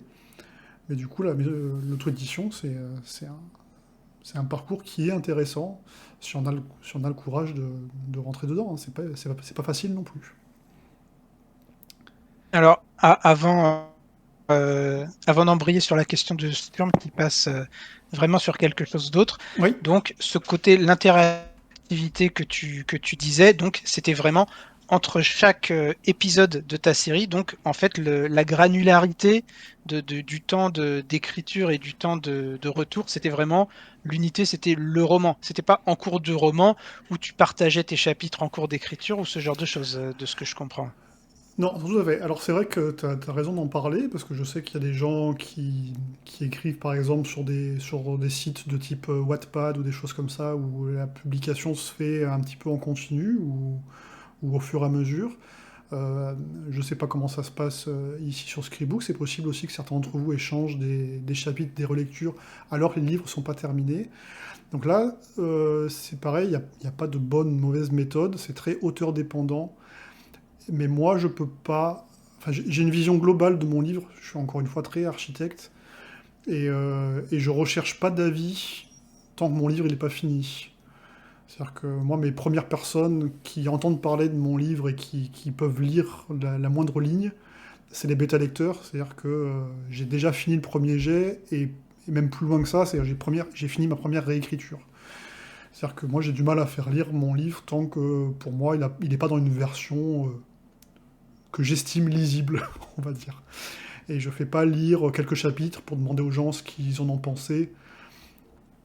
Et là, après, c'est purement personnel, hein, à chacun ses croyances, mais je pense pas que des avis sur quelques chapitres soient pertinents si on n'a pas lu toute l'histoire.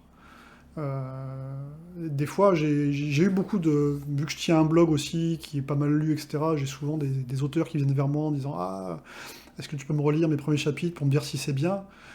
Et j'ai envie de dire «Mais je peux pas te dire si ton livre est bien en lisant juste un ou deux chapitres, quoi.»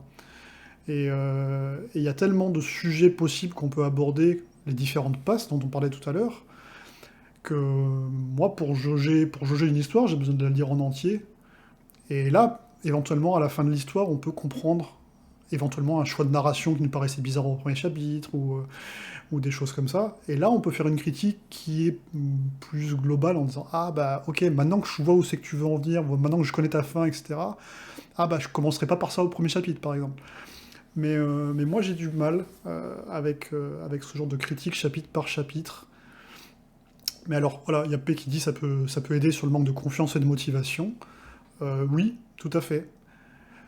Mais tout comme ça peut avoir l'effet inverse, parce que, encore une fois, c'est une question de personnalité, je pense, plus qu'autre chose. Donc il faut le faire si vous en éprouvez le besoin, si vous le sentez, si ça vous aide. Et c'est pas du tout un passage obligé non plus. Ça peut aider sur la confiance et la motivation, bah, si vous avez des bons retours et qu'on vous fait des bons retours, etc. Ça peut aussi démotiver alors que vous en êtes juste à écrire un chapitre ou deux ou trois. Euh, et alors que à quel point les gens vous auront fait un retour pertinent en lisant juste deux trois chapitres sans connaître l'histoire globale, ça après ça se discute et les avis sont innombrables et partagés.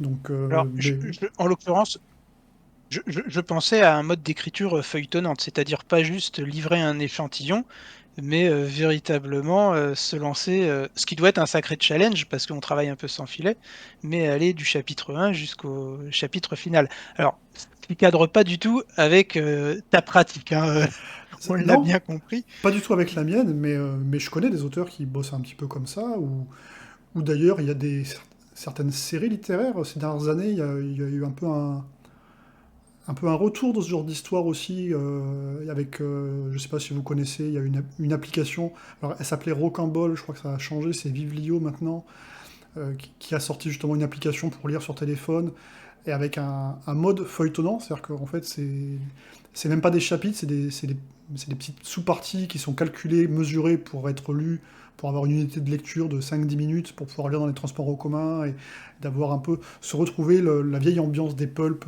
des années 30 qui étaient publiés dans des magazines, où c'était vraiment le côté feuilletonnant, où chaque semaine on a un bout d'histoire. Et sur ce genre d'appli, bah, tout n'est pas publié d'un coup. Chaque semaine, il y avait un nouvel épisode qui sortait, etc. Donc ça peut être une forme d'écriture aussi. D'ailleurs, je pense que ceux qui publient sur Wattpad, c'est un petit peu comme ça. Il y en a qui écrivent au fur et à mesure qu'ils publient, il y en a qui écrivent tout et qui publient, et qui publient après, quand ils ont une certaine avance, soit quand ils ont tout écrit, soit quand ils ont une certaine avance, quand ils ont écrit, je sais pas, 10 chapitres, ils commencent à publier le premier pour voir.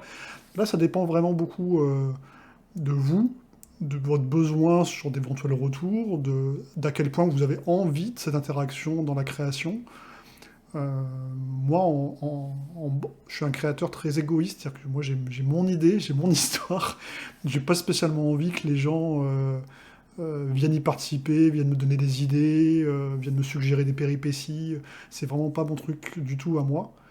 Je fais relire des bêta-lecteurs qui sont pour moi des lecteurs tests. C'est-à-dire que je leur demande qu'est-ce qu'ils ont pensé de la lecture. Je leur demande pas de participer à la création de l'histoire avec moi. Mais tous les points de vue, toutes les façons de faire peuvent avoir leur intérêt. Sur les adaptations en BD de tes romans. Ah oui, pardon, je le vois écrit, mais en effet, il avait posé une question un peu plus tôt. Se rapprocher de maison d'édition de BD, romans graphiques. Euh, alors, non, j'y ai pas pensé, enfin j'y ai pensé sans y penser. Euh, il faudrait. Enfin, je suis pas sûr que. Alors, ça pourrait s'y prêter, oui, tout à fait. Enfin, je pense en tout cas pour le Grand Automne. J'ai beaucoup de retours. euh, et je pense que il y a plein d'auteurs qui rêvent d'adaptation Netflix, etc. Moi, je pense que le Grand Automne marcherait bien en BD ou en roman graphique. Je suis pas sûr que ça soit comme ça que ça se passe. C'est-à-dire que je pense il faudrait que je sois en contact plutôt avec un dessinateur déjà qui soit intéressé par le projet et qu'on ait quelques dessins, voire même quelques planches à proposer. Je pense que pour approcher des éditeurs, il faut un projet plus costaud que dire bah, lisez mes romans et si ça vous plaît, on en fait des BD. Mais honnêtement, je sais pas comment ça se passe. Je pense que ça pourrait être quelque chose qui viendrait un jour si, au fil des discussions avec d'autres gens. C'est-à-dire qu'après, c'est le conseil que je donne aussi aux gens qui me demandent voilà, comment faire pour réussir à percer, etc. Faut faire des choses et puis il faut essayer de rencontrer des gens, des professionnels, aller sur des salons, rencontrer du monde, rencontrer d'autres auteurs, de rencontrer des éditeurs. Et demain, je pourrais rencontrer quelqu'un qui connaît mieux ça, ou un illustrateur, ou demain, je pourrais avoir une opportunité. Mais, euh, mais oui, après, voilà, faudrait repérer un illustrateur, faut repérer. Le milieu de la BD, il est précaire, bah, comme ceux de tous les auteurs d'ailleurs. Donc c'est vrai que c'est pas évident. Et donc, après, oui, bah, Mnemos, bah, La Brume l'emportera marcherait bien, je pense aussi en, en BD ou roman graphique. Mais, on verra. On verra de quoi l'avenir sera fait. C'est sûr avoir une adaptation d'une histoire qui est déjà écrite, bah, ça permet de, de renforcer l'intérêt, mais forcément tout le monde veut ça aussi, et c'est pas toujours facile d'avoir l'opportunité de le faire. Mais moi, je serais ouvert en tout cas, c'est sûr que ce serait quelque chose qui m'intéresserait. C'est un long parcours. Là déjà, voilà, j'ai déjà beaucoup de chance d'être arrivé où j'en suis aujourd'hui avec des romans qui sont bien vendus en auto-édition et surtout qui ont d'excellentes notes sur les réseaux. Et puis là, La Brume l'emportera. Là, bon, le livre, il est sorti il n'y a pas longtemps, donc il n'y a pas encore beaucoup de gens qui ont fini de le lire, donc il n'y a pas encore beaucoup de retours, mais les retours sont excellents aussi pour l'instant, donc j'espère que, j'espère que ça continuera et que ça sera une belle année. Alors, je n'ai pas fini, est-ce qu'il se prête à un nouveau cycle? Alors, non, mais c'est une bonne question. De manière volontaire et assumée et affirmée, ce roman-là est ce qu'on appelle un one-shot ou un stand-alone ou un roman unique. Là, c'était une volonté de ma part pour plusieurs raisons. La première raison était que le Grand Automne m'avait un peu épuisé en termes de cycle, que écrire 4 tomes, ça avait été très long et difficile. Et j'avais dit, là, je fais une pause, en tout cas, au moins le prochain roman, ça sera un one-shot. La seconde raison était que je visais très clairement aussi l'édition traditionnelle, et que les éditeurs ont plus de difficultés à signer une série avec des auteurs qui ne sont pas encore connus et qui n'ont pas eu spécialement un succès. Donc moi là, pour signer avec un éditeur traditionnel, je sentais qu'il me fallait un roman qui se tienne tout seul, avec un début et une fin, et basta. Donc, donc là, La Brume l'emportera. Il n'est pas du tout question qu'il y ait une suite, une préquelle, n'importe quoi d'autre. C'est un roman entier avec son début et sa fin. Et alors, ça s'est passé comment pour toi? C'est en mode classique, tu leur as envoyé un peu comme ça au hasard ou comment est-ce que tu Et, les as rencontrés? et non, ouais, c'est parce qu'aujourd'hui, il y a quelques années encore, la plus grosse difficulté d'un auteur, c'était qu'une maison d'édition accepte son manuscrit. Ces dernières années, il y a un autre obstacle qui s'est dressé, c'est encore faut-il trouver aujourd'hui une maison d'édition qui lise votre manuscrit, parce que bah, les maisons d'édition sont tellement surchargées de manuscrits que beaucoup aujourd'hui ferment leur soumission. C'est-à-dire que vous pouvez même pas leur envoyer de manuscrit. Moi-même, avec La Brume l'emportera, je me suis heurté à ça avec deux, trois éditeurs qui me plaisaient bien, et quand j'ai été sur leur site voir, en disant ah bah non, mais pour l'instant les soumissions sont fermées. Donc soit elles sont fermées de base et ils les ouvrent une fois de temps en temps, parce que quand ils ont besoin ou envie, soit certains éditeurs les ouvrent de manière périodique, fixe. Je sais qu'il y a les éditions 1115, bah, tous les mois de janvier c'est ouvert, et le reste de l'année c'est fermé. Et donc c'est compliqué parce que il y a plein de maisons d'édition comme ça où vous pouvez même pas leur soumettre votre manuscrit. C'est compliqué. Et donc il y a un petit malin qui lit mon blog récemment qui m'a dit bah, je comprends pas, Mnemos, leurs soumissions elles sont fermées, donc comment t'as réussi à être publié chez Mnemos? Et en effet, les soumissions de chez Mnemos sont fermées depuis longtemps. Et donc, il se trouve que c'est par le jeu de rôle que je suis rentré par là, parce que je travaille déjà depuis des années, justement, avec Frédéric Veil, qui est le directeur éditorial de chez Mnemos, sur des jeux de rôle. Donc, comme je l'ai expliqué en tout début de prise de parole tout à l'heure, c'était même Nemos qui était venu vers mes potes et moi, parce que j'ai fait quelque chose de bénévole d'il y a 20 ans, où on avait fait une association sur le jeu. Voilà, c'est Nemos qui était venu vers nous pour qu'on fasse un jeu de rôle pour eux. Et après, parce que le jeu de rôle s'est bien passé, j'ai continué à bosser avec Nemos sur des jeux de rôle. Et donc, bah, j'ai tenté ma chance lors d'une réunion. J'ai demandé quand c'est qu'ils comptaient rouvrir leur soumission, en disant mais vous comptez pas rouvrir vos soumissions prochainement parce que j'ai un roman. Et Frédéric Veil m'a dit ah bah non, les soumissions elles sont fermées. Par contre, bah, si tu veux un avis professionnel, moi on se connaît bien, j'aime bien ce que tu fais, je veux bien lire ton livre et te faire un retour pro dessus, quoi. Comme ça tu sauras comment jauger pour tes autres soumissions. Et donc forcément je me suis empressé d'accepter. Et il se trouve qu'ils ont vraiment tellement adoré le roman qu'ils m'ont dit bah, finalement on voudrait le publier chez Mnemos. Donc voilà comment ça s'est fait. Et donc c'était pas mal de chance. Et c'est vrai qu'aujourd'hui,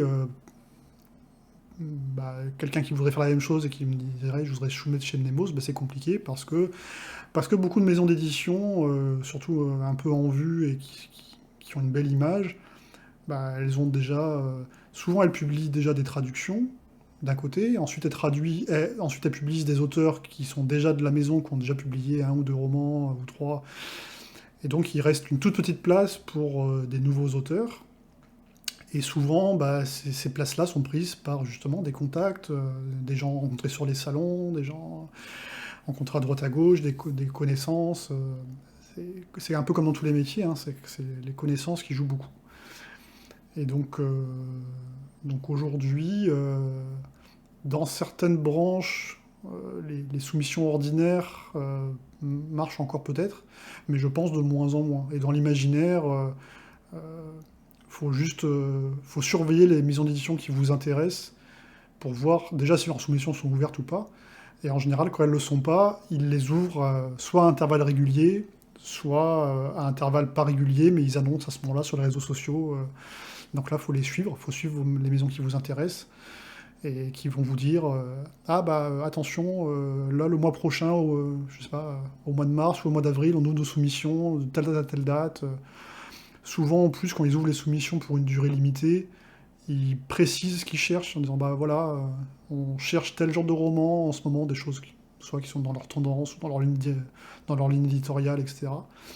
Et donc, faut soumettre à ce moment-là. Et c'est vrai que moi, du coup, ces dernières années, j'ai toujours soumis en répondant à des espèces d'appels à texte comme ça, c'est-à-dire quand des soumissions s'ouvrent, parce que sinon, de temps, en règle générale, c'est bien rare aujourd'hui, en imaginaire, hein, je sais pas trop comment ça se passe en polar, en romance, etc.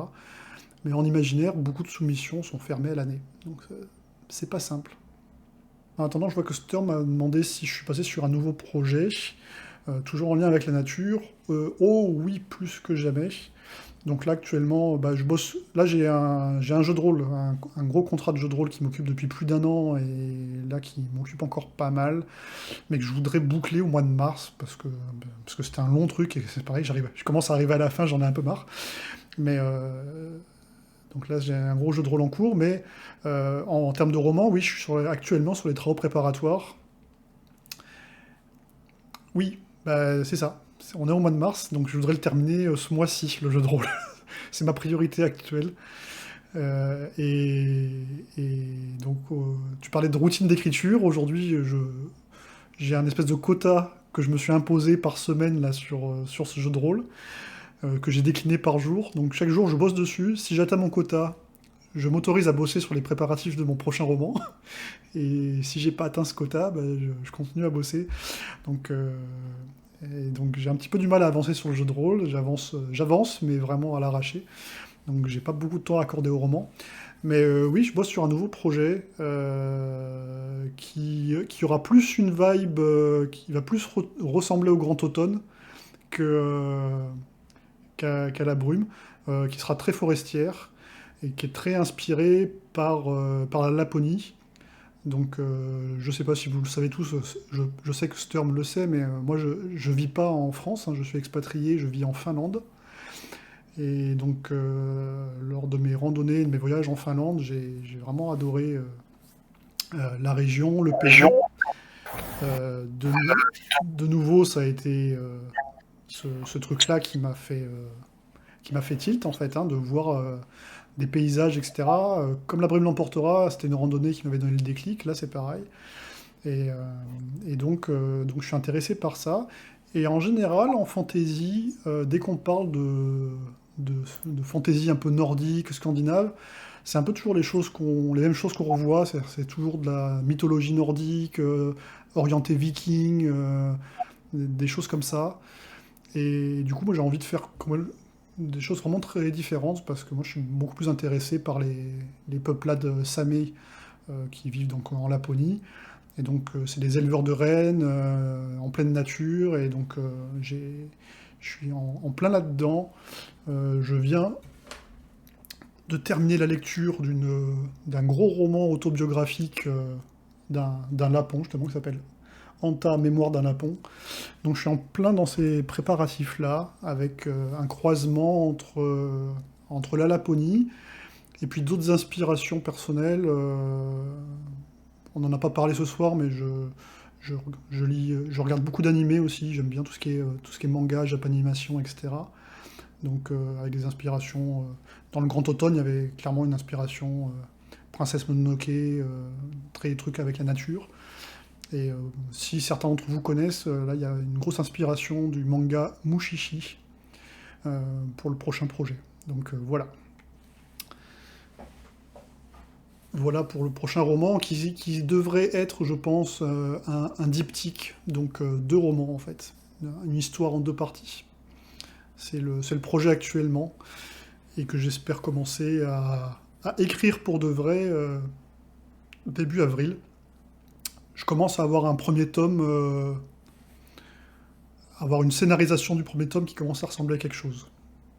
Le scénario est pas complètement bouclé, mais je commence à avoir pas mal d'étapes. Je suis justement en plein dedans, en train de les détailler. On parlait des différentes passes. Là, j'ai un scénario du premier tome qui est complet de manière très très grossière. Et là, je suis en train de préparer un séquencier, donc d'écrire à peu près 5 lignes par scène pour avoir tout mon déroulé. Donc si j'arrive à faire tout ça en mois de mars à côté de mon jeu de rôle, et ben quand je rends mon jeu de rôle, je peux enfin bosser sur le livre. Pour une maison d'édition ou en auto-édition, ça je sais pas encore. Moi j'espère bien que ça sera en maison d'édition traditionnelle, c'est l'objectif. J'espère que La Brume l'emportera marchera assez bien et pour que Mnemo soit intéressé pour lire le projet. Donc, mais là encore, il est encore bien trop tôt pour savoir. Mais non, je vise la maison d'édition traditionnelle pour la suite. Est-ce que on peut te demander pour quelle raison tu as une prédilection pour la maison d'édition traditionnelle par rapport à l'auto-édition? Alors c'est pas spécialement une prédilection. Enfin, si, il y a quand même un énorme avantage, c'est euh, avec les maisons d'édition d'une certaine taille. C'est-à-dire que moi, j'ai souvent dit il y a quelques années qu'il y a plein de maisons d'édition de taille modeste, régionale, etc., qui vont pas vous aider à toucher un public plus vaste. Par contre, avec une maison d'édition qui est beaucoup plus installée sur le marché, c'est tout simplement une puissance de frappe commerciale. C'est-à-dire qu'en auto-édition, vous devez faire votre propre promo vous-même, donc aller sur des salons, faire votre com sur Internet. Mais votre livre, il n'est pas présent en rayonnage en librairie. Et donc ça, c'est une grande différence. Là, aujourd'hui, avec une maison d'édition telle que Mnemos, qui est un distributeur, etc., bah, mon livre vient de paraître. Il est là actuellement en ce moment dans toutes les librairies de France, ou presque. Et donc forcément, vous touchez plus de lecteurs. Et donc, bah, en tant qu'auteur, ce qu'on a envie, enfin, ce que moi j'ai envie, c'est que les gens lisent mes histoires, qu'il y ait le plus de gens possible qui les lisent en tout cas. Et, et donc, c'est pas impossible de toucher beaucoup de lecteurs avec l'auto-édition, hein, mais ça demande beaucoup de travail. Et donc, j'avais envie, moi, de me concentrer plus sur l'écriture que sur l'aspect commercialisation, qui est pas spécialement mon truc. Et Et du coup, oui, il y a deux aspects. Il y a toucher un maximum de lectorat et bah, tu utilises le mot commercial, donc c'est être rétribué pour ton travail. oui, Donc, est-ce que en passant par une maison d'édition, le temps pendant lequel ton ouvrage est disponible dans les librairies fait que c'est intéressant, même si tu gagnes moins pour chaque roman. Enfin, tu vois, il y a une histoire de ratio entre d'un côté auto-édition, je gagne plus par bouquin, oui. mais peut-être moins de lecteurs. Mais Enfin, tout ça, c'est des questions que je me pose moi aussi. C'est-à-dire que quand je te disais tout à l'heure que l'auto-édition, j'avais commencé euh, en guise de formation, de dire bah tiens, je veux connaître le monde de l'édition. Là, cette première publication pour moi en maison d'édition traditionnelle, c'est aussi un test. C'est-à-dire que j'avais envie de découvrir le monde de l'édition au sens large.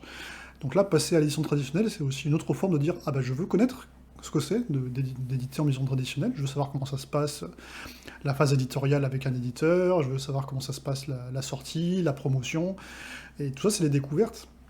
Donc, D'accord. Tu es juste, encore en phase justement... d'expérimentation. Ah oui, tout à fait. Là, pour moi, moi j'ai expérimenté des sorties officielles en jeu de rôle, mais en roman.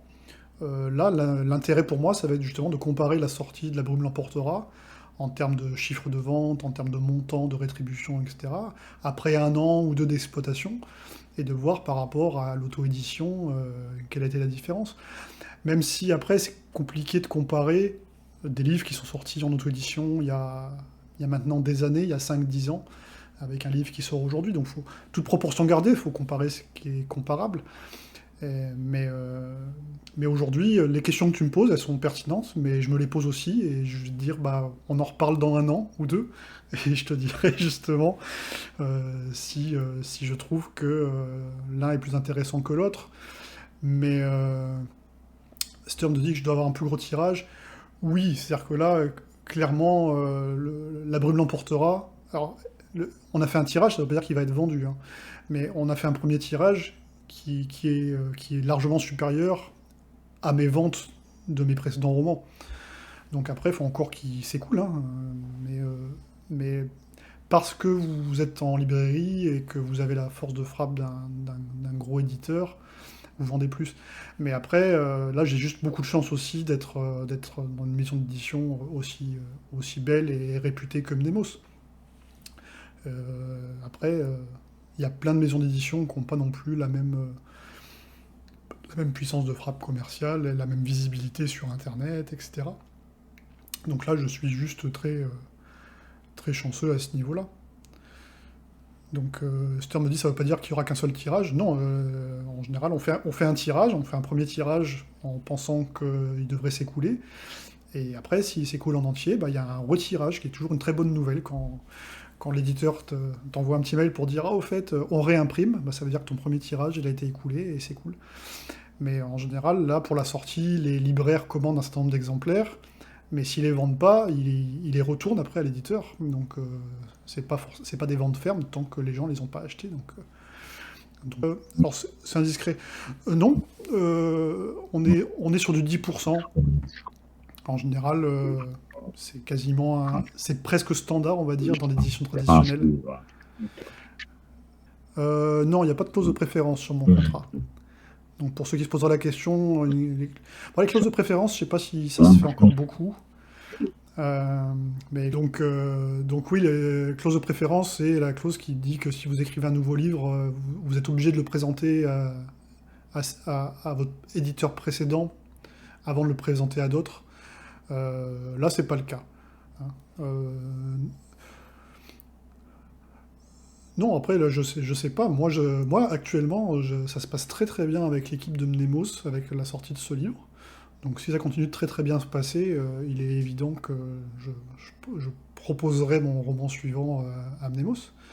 Après, bon, je sais pas du tout de quoi l'avenir est fait, donc on verra. Et est-ce que j'ai des salons de prévus? Oui, mais je peux pas encore en parler. Mais je vais venir en France. Je vais venir en France cette année. Donc pour revenir sur une question, alors peut-être que tu as déjà répondu à cette question, dans les projets, comment je structure, le plan d'écriture, par quoi tu commences, etc.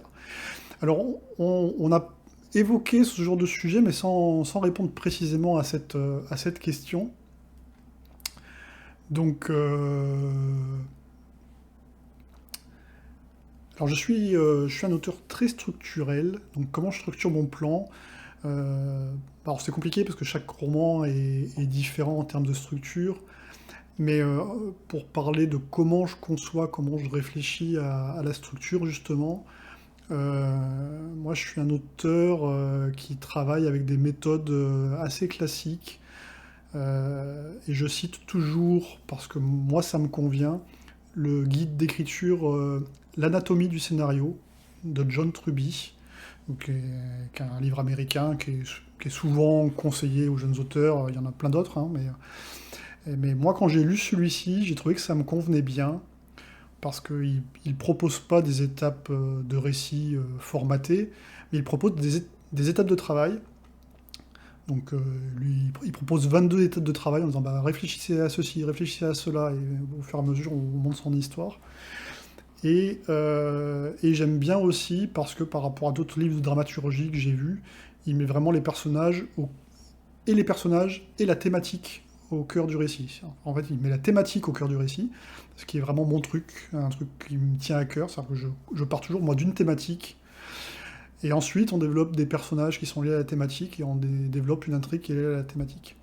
Donc, sur la façon de structurer, comment je fais naître mes histoires, moi, le point de départ, c'est toujours justement une thématique. C'est quelque chose qui m'intéresse, dont je veux parler. J'aime pas trop parler de morale, mais quand on dit de la morale de l'histoire, c'est ça que j'ai envie. Alors c'est pareil, passer un message, souvent c'est décrié, et les auteurs qui disent ah mais moi je passe pas de message, mais d'avoir quelque chose à dire. Moi j'aime bien que les récits, surtout les récits d'imaginaire, font une analogie avec le monde réel, parlent de quelque chose qui a un sous-texte, que ce soit pas juste une histoire d'aventure, mais que ça nous parle de quelque chose en lien avec notre présent, avec notre vie. Et donc voilà, la petite graine dont je parlais, c'est toujours ça, c'est toujours une thématique, un sujet. Donc sur le Grand Automne, c'était le cycle de la vie, et je voulais parler de la mort, mais de la mort naturelle. Donc c'était réfléchir un peu à comment ça se fait qu'on considère la mort naturelle comme si négative, alors que c'est lié au cycle de la vie. Il y avait vraiment une thématique à ce sujet-là. Euh, et, euh, et, et sur La brume l'emportera, on retrouve des trucs un petit peu identiques, mais là c'était plus notre vision du passé, à quel point le passé nous définit notre futur, à quel point il l'influence et à quel point on peut s'en libérer. Donc il y a vraiment un sujet de départ. Et ensuite, j'utilise les étapes de Truby qui correspondent à travailler sur les personnages et à travailler sur les personnages par rapport à la thématique. Donc de manière très très caricaturale, on considère que le protagoniste, il se trompe, il a une problématique personnelle. Donc en général, si on a une thématique et qu'on veut dire une certaine chose, bah, le protagoniste, il est persuadé du contraire. Il a une petite problématique personnelle qui est en lien avec ça. Il va peut-être avoir rencontré un allié qui, lui, sera beaucoup plus proche du thème et qui va l'aider à changer, etc., etc. Et, et donc, on réfléchit, enfin, moi, je réfléchis au fur et à mesure sur les différentes étapes de travail. Et les différentes étapes de travail me forcent à réfléchir à tout le reste. C'est-à-dire que en fantasy, on parle de world building, on invente un univers, etc. Ben, c'est pareil, toutes les composantes de mon univers, je les réfléchis par rapport à mathématiques, c'est-à-dire que je cherche des idées qui vont me permettre de refléter la thématique, qui vont me permettre d'aborder la thématique. Euh, Par exemple, si je veux parler de liberté dans mon livre, ah bah, je vais réfléchir à des personnages, je vais réfléchir à des personnages sur le thématique de la liberté. Ça sous-entend que peut-être mon personnage, il est peut-être pas libre. Alors, est-ce qu'il est captif de manière littérale, c'est un prisonnier? Est-ce qu'il est captif d'une situation sociale? Est-ce qu'il est captif d'une situation familiale ou pas? Ou est-ce que c'est lui le geôlier de quelqu'un d'autre? Est-ce que lui il est gardien de prison? Je cherche toutes ces idées comme ça, et au niveau des lieux, au niveau des décors, etc., je cherche des choses qui vont permettre de favoriser la discussion au sujet de mathématiques. Et donc, je cherche toujours à avoir un lien thématique de tous mes personnages et tous mes lieux, parce qu'ensuite, ça m'aide beaucoup. Là, c'est vraiment un- un élément particulier, hein, mais moi, je pense que ça m'aide énormément ensuite quand j'écris, parce que j'ai l'impression d'avoir toujours un fil à portée de main, toujours une branche à laquelle me raccrocher pour me raccrocher à mathématiques, et que ça donne un gros vecteur de cohérence à l'histoire, parce que le lecteur s'en rend peut-être pas forcément compte, mais en fait, du coup, la thématique, elle est partout. Et, dans certaines analogies qui sont évidentes, et puis dans des analogies qui le sont moins. Donc, voilà. Mais après, aller plus loin en parlant de structure, c'est compliqué, parce que à la fois j'utilise des structures assez classiques, c'est-à-dire le début de l'histoire, c'est l'exposition, on présente les personnages dans leur univers, etc. Puis après, il se passe quelque chose, il y a différents développements, puis à la fin, il y a des climax. Mais là, la structure, elle dépend vraiment du type de livre dont je suis en train d'écrire. sur les Mémoires du Grand Automne, qui était un cycle en 4 tomes. J'avais une double structure, c'est-à-dire que j'avais une structure, vu que ça parlait de la mort, j'avais structuré sur les états du deuil. Donc en fait, le premier tome s'appelle Le déni du maître Sèvres, le second tome s'appelle La colère d'une mère, c'est les étapes du deuil. Et du coup, chaque personnage avait un problème avec cette thématique. Donc le héros du premier livre, il a un problème de déni, justement. C'est un vieil homme qui arrive à la fin de la retraite, mais qui veut pas le voir, donc il a refusé de former un successeur, il veut pas voir que sa fille est en train de grandir, il veut pas voir, voilà, il a des problèmes de déni. Le second personnage, il a un problème avec la colère, avec la gestion de sa colère. Donc voilà, il y avait une structure que je me suis moi-même imposée par rapport à une thématique du deuil. Et là, quelqu'un m'interrogeait récemment sur mon prochain projet, qui est basé sur des éleveurs de rennes en Laponie. Et en fait, j'ai trouvé, ce sont des gens qui sont des semi-nomades, car ils ont différents camps de voyage, et ils bougent au fur et à mesure des saisons pendant l'année avec leur troupeau de rennes, au fil des saisons. Et l'histoire va être à ce sujet-là. Et donc ma structure de l'histoire est basée sur le voyage et les différentes étapes.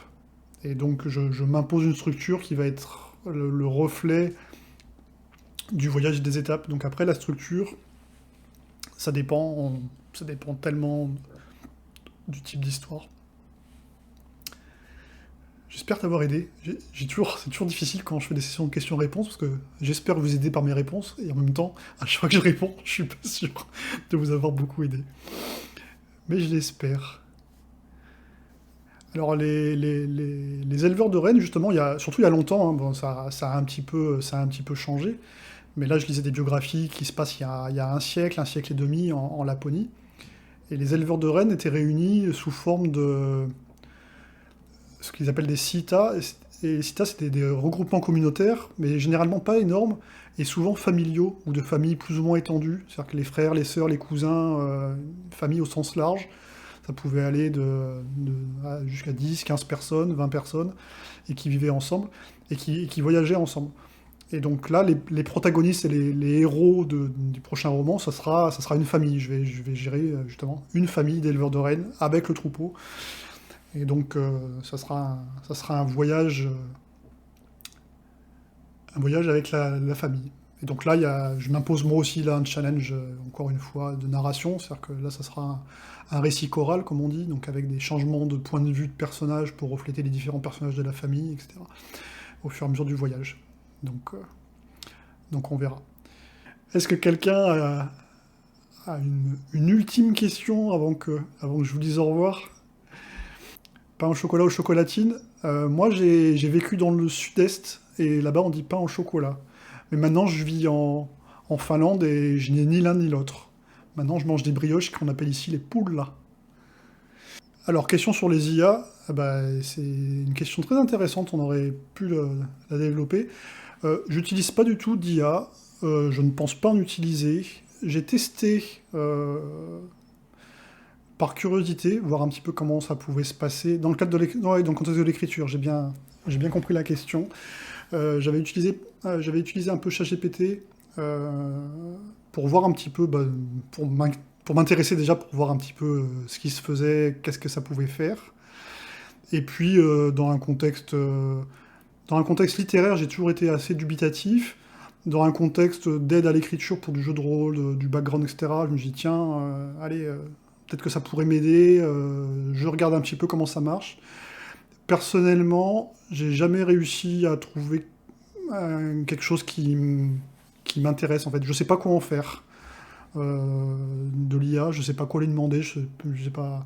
Donc je vois sur les réseaux sociaux des auteurs qui bossent avec des IA. Je sais pas ce qu'ils leur font faire. Moi, ça m'intéresse pas. En particulier, en imaginaire, je trouve ça compliqué. Parce que autant si vous voulez lui demander d'écrire une scène d'ambiance à New York, il sait ce que c'est New York et puis il va vous décrire une scène d'ambiance à New York. Autant si vous voulez faire une scène d'ambiance dans votre monde imaginaire, il a zéro référence, donc il peut rien faire. Il sait rien faire, il connaît rien, il connaît pas la dramaturgie, etc. Moi je sais pas quoi en faire. Honnêtement, d'un point de vue écriture, hein, d'un point de vue littéraire. Je ne l'utilise pas à l'heure actuelle et je ne pense pas l'utiliser à l'avenir. J'ai vu, hein, en effet, on les éduque, etc. Mais en fait, pour moi, c'est un travail tellement colossal. Alors oui, sans doute qu'après, si on a vraiment bien éduqué une IA selon ses propres caractéristiques, mais même, je suis vraiment persuadé que ça fasse vraiment gagner du temps. Et puis le fait est que moi j'aime bien en fait absolument 100% des étapes qui vont dans la création d'un livre et que j'ai donc aucune envie de sous-traiter aucune partie en fait de, de la création du livre. Voilà, pas tant pour des raisons de conviction, c'est juste que je sais pas, je vois pas l'intérêt. Moi, je suis content d'écrire 100% de mon livre, de chercher 100% des idées moi-même, d'écrire 100% des phrases. Et donc, j'ai pas spécialement envie que, que l'algorithme le fasse à ma place, tout comme j'aurais pas envie qu'un autre auteur le fasse à ma place, hein. Il y a des auteurs aussi qui travaillent parfois en binôme, à quatre mains. Moi, j'ai déjà un peu essayé et j'ai du mal. Ça me correspond pas. Comme j'ai dit, par rapport à des bêta lecteurs aussi, j'aime pas avoir des retours. Tant que mon histoire est pas finie, c'est mon truc à moi. J'écris mon histoire et après je la partage quand elle est terminée. Mais j'ai pas envie que les gens s'immiscent dedans. Donc déjà, je le fais pas avec des gens, alors c'est pas pour le faire avec des algorithmes. Donc non, pas d'IA chez moi. Est-ce que j'utilise encore l'écriture manuscrite ou je bosse sur PC à 95%, voire plus sur PC? En fait, la seule étape de travail où j'ai souvent besoin de me mettre sur mon canapé avec un carnet et un crayon, c'est la phase de scénarisation. Et là, c'est pas vraiment de l'écriture du coup. Je joue avec mon carnet, et là, c'est plutôt un peu des schémas, des abréviations, des, des idées de scène. C'est c'est plus à la phase où je suis actuellement d'ailleurs dans mon roman, c'est-à-dire que là je suis en phase préparatoire, je commence à avoir des personnages, je commence à avoir des scènes. Bah, des fois, je sais pas pourquoi, pour aménager ou pour m'avoir des idées, des fois je suis plus créatif en me mettant voilà, sur un canapé avec un carnet et un crayon. Et là je gribouille dans les pages. Mais là ça ressemble un peu à du mind mapping, c'est pas de l'écriture manuscrite proprement dite. Pour écrire, j'écris j'écris quasiment exclusivement sur PC. Déjà parce que je tape plus vite au clavier qu'à la main. Ensuite parce qu'il faudrait recopier après et je trouve ça fastidieux. Et puis parce que si c'est de l'écriture de premier jet, j'aime bien faire la mise en page au fur et à mesure aussi, les retraits de pages, les mises en page des tirés des dialogues, etc. Et je trouve ça fastidieux. Donc non, juste un petit travail créatif au niveau manuscrit, et sinon j'ai bien peur que ce soit 99% PC. Merci à tous en tout cas, je pense que je vais m'arrêter là. Bah oui, bah c'était top, c'était à refaire.